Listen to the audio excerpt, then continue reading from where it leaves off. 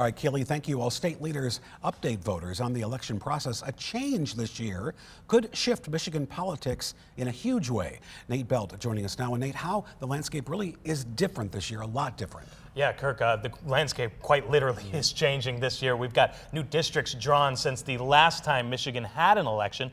Our expert says that redistricting could shift the makeup of the state legislature in a way we haven't seen since Ronald Reagan was in office. Created back in 2018, the Michigan Independent Citizens Redistricting Commission had a singular goal: reducing gerrymandering by making sure the state House and Senate represented the statewide vote. If Democrats got more than half of the statewide vote, they should get more than half of the state Senate and the state House. And if it happened to Republicans, the other thing would happen. The commission found that Democrat voters made up more than half of the statewide vote. But in contrast, the last time Democrats held the Senate majority was in 1984. Governor Gretchen Whitmer said during Tuesday night's debate she thinks this election, the first with these newly drawn districts, will lead to a more reasonable legislature.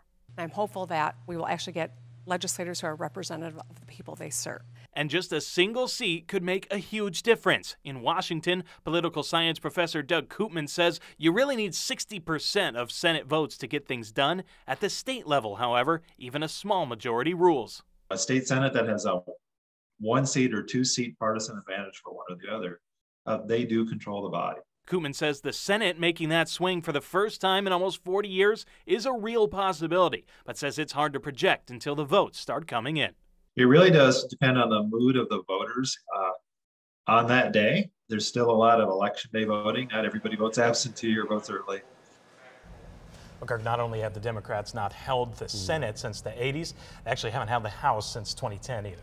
It's going to be fascinating how this all plays out on the 8th. Absolutely. All right, Nate, thank you.